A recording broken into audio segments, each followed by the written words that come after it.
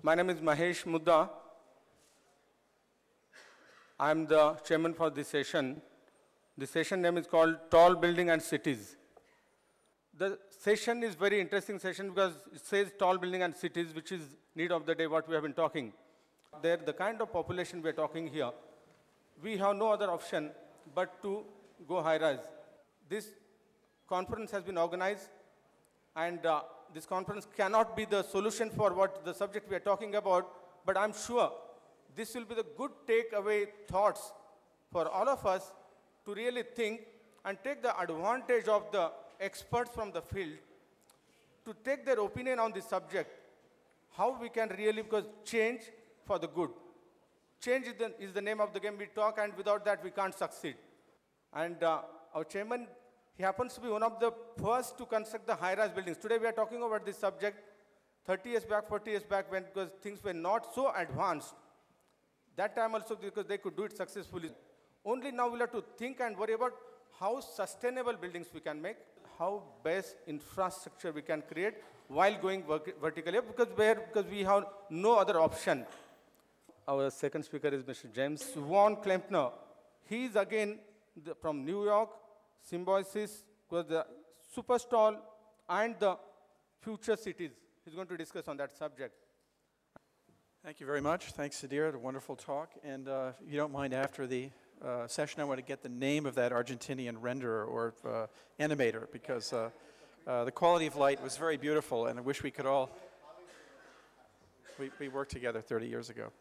So anyway, I'll just introduce myself. I'm James von Klemperer. I'm with Kohn Pedersen Fox Architects. We're a firm of about 500 professionals working from New York, London, Shanghai, Hong Kong, and Seoul. And let's see if I can start our presentation. Okay, we'll go back one. There we go. So as we find ourselves today here in Mumbai, I think we could say that in the community of architects, engineers, high-rise builders, there's tremendous anticipation to wonder what is going to come in the way of tall buildings to Mumbai. It's been a long time waiting since great towers have sprouted from the soil here, but we all expect it. And what I think I can offer today from our firm's work is not so much a vision, but a reportage of experience of some projects that are being built or have been built in the Far East, to ask, if we go to the next image, to use this image of the tree as a kind of metaphor for a tall object which has a very, very complex base. The root ball or the root nest that's below this banyan tree is the element, the part of the tree that connects the tall object to the network of the nutrients, of the soil, the water, and if we can make the parallel of this kind of adaptive structure that has tremendous intelligence, in a way, of adaptive order to what lies below, and ask the same questions of the tall building.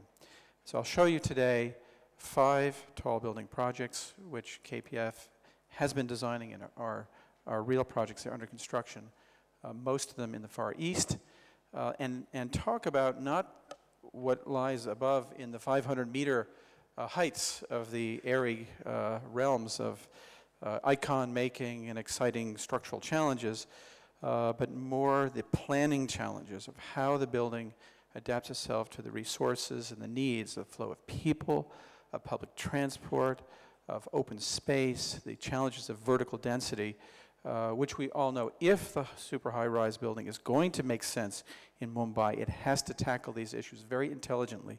So I want to show you a few case studies that perhaps will be informative as Mumbai moves ahead. Now, before getting to those 5 projects, quickly, in New York City, we have a bit of a laboratory of yesteryear. We realize New York is not, at the moment, the place which is sponsoring the most building in quantity or even the most tall buildings, but some wonderful examples which include Grand Central Station, which in a way is the mother of all, in the modern day, of all transit-oriented development. And this, in fact, is the base of a high-rise building. It doesn't look as if it's, it wasn't even planned exactly as the base to the Pan Am building that or the GE building that comes above, but in fact has been adapted. And the great space of Grand Central is not a space at grade, it's a space below ground. So already we can see the proliferation of the ground plane, the redefinition of the public space as existing not only at the street, but as down below, up above, and also allowing for the mix of uses, which in a section cut through Grand Central would show you that there were functions stretching all the way to tennis courts that are part of this mixed-use development. So the intelligence of planning, not just the transport routes and the sidewalks and the hallways, but also the high-rise structures, so that all of these could coexist, makes for a very efficient and pleasant, usable part of the city, which in the end culminates in a high-rise that gives density of use to that site. This is a diagram actually from another transit nexus in New York, but could also be applied to Grand Central to show that the challenge of getting escalators to work, of having elevators, which are conveyances that can easily take you from A to B, but are they planned in a way that will make a desirable route from A to B to C, is not an easy issue in the super high-rise building, as we'll see a little later. And so the super complex challenges, just sort of, this is an indicative image. We're not talking today about sewage and electrical conduit, but still the idea that the city is a live body once it's cut through. One has all sorts of challenges to suture together and stitch and so on, the building to this network, and how is that done. And the last image before we go to today's 5 towers, Ron Heron's archigram supervisionary idea that the building could plug in at will to that network of the city, and that it would become some kind of moving pod-like organism. High-rise buildings can't move around, but they certainly can avail themselves of very intricate and intelligent connective logics. So these 5 towers I'll show are 3 of them in the Pearl River Delta and 2 of them in the larger urban sprawl of Seoul, Korea. And so they connect to networks that are not just specific to a city, they are about regional connectivity. And the Pearl River Delta, if this red color here represents green, in other words, unbuilt, and this was a little more than 30 years ago, closer to today, 30 years later, we all know what has happened in that corridor that leads up the Delta into China. The tremendous growth of manufacturing facilities, but also of urban areas, of new cities, of Shenzhen, which by now rivals, in a way, Hong Kong in its financial power and some of its building capacity. So these megalopoli, these kind of conurbations of cities stuck together, perhaps can be compared to the way that Mumbai has grown from a few spots and islands and then a peninsula into a larger stretch. So we have to think in terms of infrastructures which take us beyond the scale of the city, and this compares in the context of New York to this Boston to Washington corridor of, in New York area, 45 million people. It'll be probably quite a few more if we look at the Pearl River Delta. But in that Pearl River Delta, the projects I want to show you today, there are 3 very tall towers, each under construction, each approximating or over 500 meters, which are all connected by one high-speed rail line. So you can go to the bottom of one building, get in a train, and go to a meeting in another 500-meter building 10, 15, 20, half an hour away. So they are connected in a real sense. And so the way that one thinks about the functions, the amenities, the usability of what lies at the base of the building starts to change a bit. Now, in the beginning of the sequence, Hong Kong Island, shown here in the foreground, as a prelude to this Kowloon Tower, which is one I'll show you in a minute, is a series of very interesting connected mid to high-rise buildings, most of them owned by Hong Kong Land, a series of 12 bridges, which are semi-public. They're all public use, but they are built and maintained and sponsored by a developer, by Hong Kong Land. So we have a network city which starts to raise the ground plane, as those of you who know Hong Kong know very well, to the second or higher story, connect to infrastructure, and they're very easy, convenient, wonderful ways to make a central business district. Now, this is specific to Hong Kong, perhaps not exactly applicable to Mumbai, but there are places where we can start to learn from this idea of displacing the public route. And it, of course, allows for traffic, which is very important and central to have Hong Kong to have a place where cars can zip by. Then moving across, if you see Cesar Pelli's IFC on the left-hand side and KPF's on the right-hand side, that glinting, glimmering tower, now coming to the end of its construction and already occupied the first half, the 480 or so meter high ICC tower. Now, again, most important for this talk is to focus on what's at the base of the building. It's the first 30 to 40 meters, not the rest of the 450 meters above.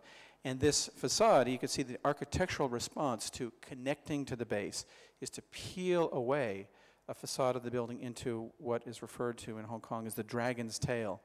And in lifting up that piece of the skin of the building, start to make the vertical into a horizontal expression and to adapt public space so that both outside the building one can understand how this super high-rise building connects to a new artificial ground plane neighborhood, but also inside creates a procession which takes you from the use stacked in the office building and hotel above to large retail areas, drop off to residential, and you can see the way here that the building has crafted itself to make that transition. And the building is still under construction, but the first one half is occupied. So if one were to go to the bottom of the ICC tower, in the train, high-speed train, and up into Shenzhen, which some of you know as a kind of linear city of Deng Xiaoping's invigoration of capitalist growth in China. This tower sits along a line segment in a Futian district to the west, part of the sort of new part of Shenzhen, which is already is a new city. But a very tall tower, actually taller than ICC.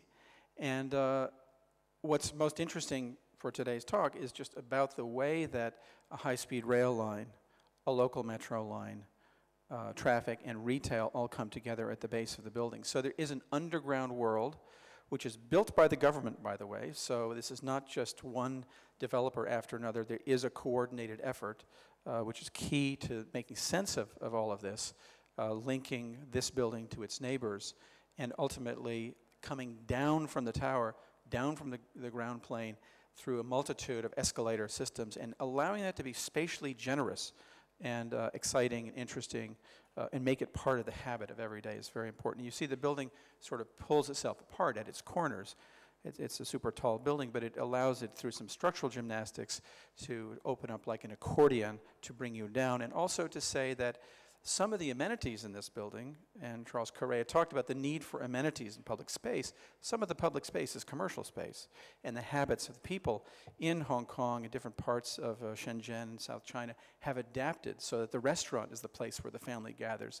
The atrium within the mall is the park, so on. It sounds a little perverse, but it works if one knows Hong Kong. And then to go one step further, to the north of this link to Guangzhou, which is a tremendous center of manufacturing and financial might in China, sort of the center of South China, are a pair of buildings, a little bit like, in a way, the pair of buildings which I showed in Hong Kong of IFC and ICC, and on the right-hand side, a KPF project which has broken ground, which is a 500-meter tower.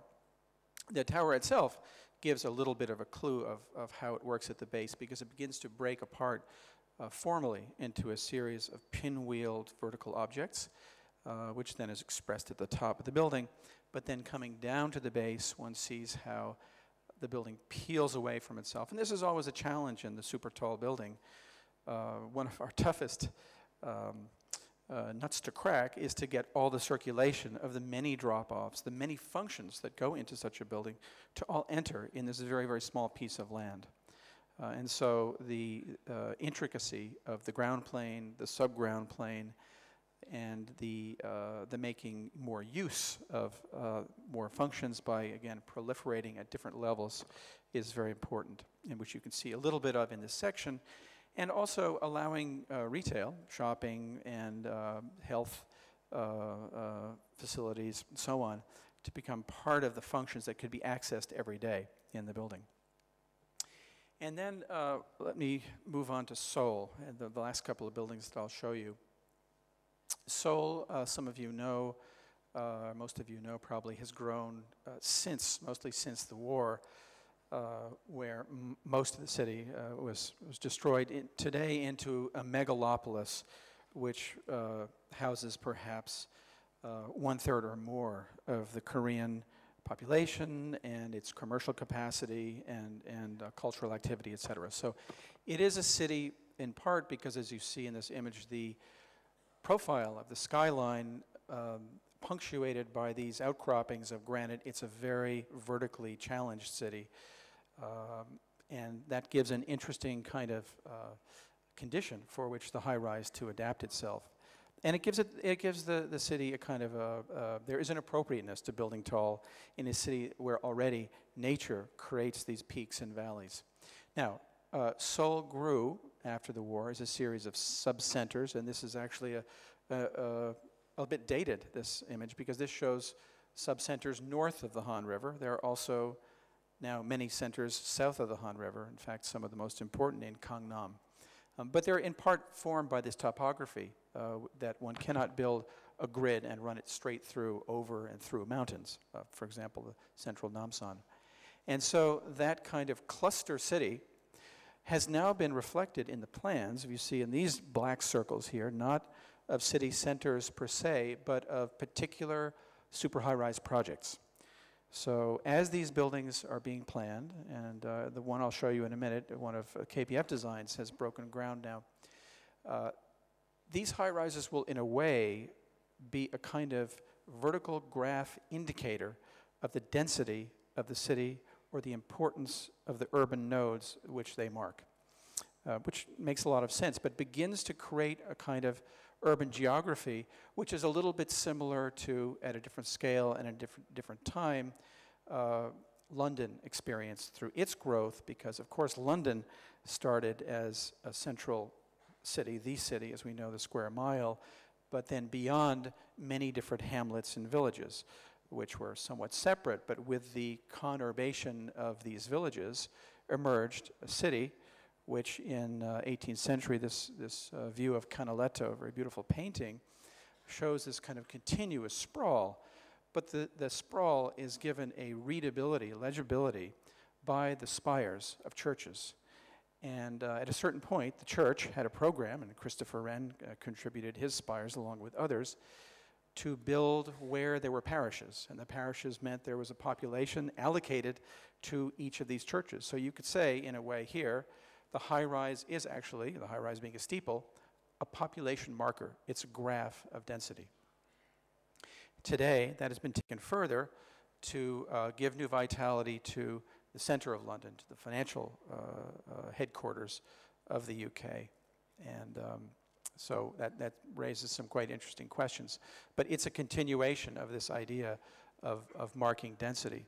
So if we bring this kind of history and this kind of practice of high-rise building, high structure building to Seoul, we see that this kind of sprawl of centers, sub-centers of sub-cities nestled between outcroppings of granite calls naturally for the tall building to come and give a kind of facility of use, but also this kind of legibility to the city. So in this series of 4 to 5 super high-rise buildings, I'll show you two. And the first one is not a super high building, but because it's complete now, or almost complete, then it's one of our designs, and it is the tallest building currently in Korea. It applies, I think, to this idea of horizontal networks and tall structures. The building is called the Northeast Asia Trade Tower. It's in New Songdo City, which is a city which was master planned by our firm, along with a number of other architects and a developer, two developers, the POSCO Steel and the Gale Company. But this tower became the marker of the plan, and the city was designed a little bit in parallel with Sudir's characterization of the chair and the room and the chair, or the art in the city, city and the art.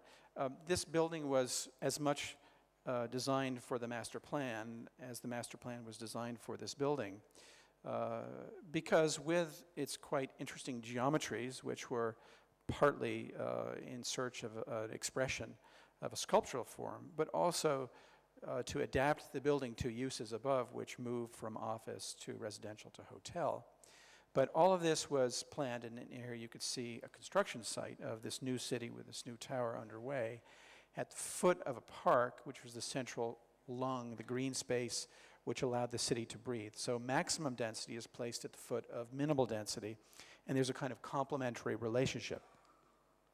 And you can see here the axis of a canal which runs through the park serves the tower. There are beautiful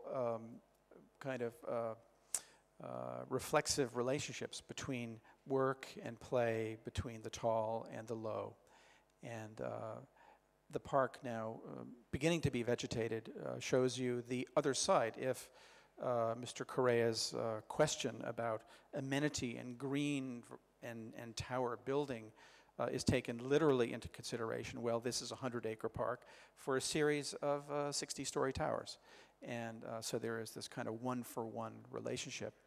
But then down at the base of the building, although it's not the kind of vertical jungle gym that the ICC tower is, or some of our other projects, still one of the most important issues in its design, and maybe occupying half of the efforts of the team working on the project, is not so much or not only the issues of wind, the issues of curtain wall, the issues of the high vertical structure and use, but rather what happens at the base, how the various subway entries, public spaces, open spaces, drop-offs, and so on are to be strategized, which is the toughest part to get right. And here you see this image of the tower being reflected in the water of the park. So the open and the solid and the void of the city working very well together. And then finally, I'm going to take you to the other end of this sequence, which all can be navigated by public transport, by a variety of metro systems, is a project known as the LOTA Super Tower, which has gone through a number of iterations of design by a number of architects. And now we believe to be in the final stage of its design life, hopefully, because of the approvals that it's garnered and the construction which is being approved and about to begin. So the tower is 555 meters. So if the NEATT tower, which you just saw, is now the tallest building in Korea, this is vying with a few other candidates to become Korea's tallest structure. And of course, Koreans have built a few of the tall structures which you in the professions here of building community know in Kuala Lumpur and in Dubai. The great Korean contractors have mastered that discipline. But this building, a very, I would say, concise form of this tapered tube, belies its function, which inside is highly, highly varied. It's a truly mixed-use tower of about 6 very different functions of office, residential, hotel, healthcare, retail, and then tourism in the form of observation. But the connection here, a kind of visual connection to the center of older Seoul, even though the building finds itself in the center of a city, there is always the center of the center. And the building is, if you will, split down the center, and that seam is a kind of axial reminder of a visual relationship to the center of Seoul. And then that connection, which is expressed visually, becomes functionally very, very well played out at the base of the building, where public transport of a bus depot, of 2 different subway lines, and of course foot traffic conspire to come together to make this a transit hub. And the colors which you see stacked in the building show that it is not just an office building which is in search of amenities, but it's actually a building which accommodates amenities. It creates amenity levels. It creates spaces for different uses. And those are marked in red in this section here.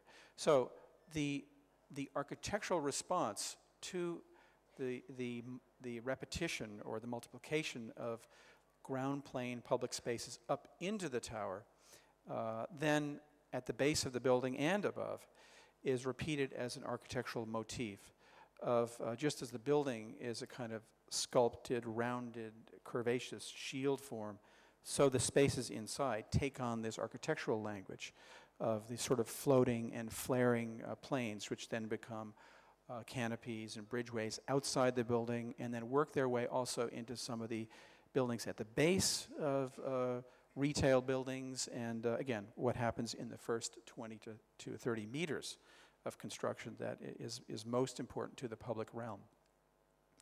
And the tremendous pressures of a building this size and girth and a number of square meters and population of perhaps 10,000 people coursing in and out in the beginning and end peak loads of the day, and you know, quite a few during the intervening periods, creates the kind of either a Swiss watch or something that perhaps doesn't tick quite as regularly, but still has to be calibrated and understood and looked at many, many times before it's settled, because if it doesn't function, then the building doesn't work, and everybody is fighting for space, so to speak, to get into the building. So double-decker elevators, double lobbies, triple lobbies, ramps down, ramps up, access from retail at the 5th, 6th, 7th floor is the reason why the building works at this ground network level. And you can see that if you look at the ground plane, you cut away and you see sort of a world beneath a world, in some way settled at the ground plane to give a sense of repose so that it doesn't look like chaos, but it has to work in this complicated way. And the section here of the ground plane, which isn't actually that easy to discern, and that's part of my point. Where is the ground? That's part of what we try to, in a way, to obfuscate or to create ambiguities about. But there is kind of a commonality to the architectural response of very specific designs of lobby ceilings and canopy shapes, et cetera, that is all of one kind of family to make a coherent node. And this you see three-dimensionally in the view of the lobby. So finally, this is last image, just to reflect a little bit on the nature of the tall building, on what we normally focus on, let's say the general public, of the iconic power, the prowess of building tall, the commercial advantages of stacking 120 floor plates on top of a 1 or 2 acre site, all of that, which is tremendously exciting to all of you who are in the practice, but to think that the real challenge lies below, and that perhaps in the fullness of time in Mumbai, what will be very, very exciting will be to see how this laboratory of buildings on which we and our colleagues in the profession have been working can be, that we can learn from these examples to adapt particularly to some very specific needs, tremendous needs, that Mumbai has to make sense of the crush of population, and to make something wonderful and logical and beautiful for the future out of the tall building here. Thank you.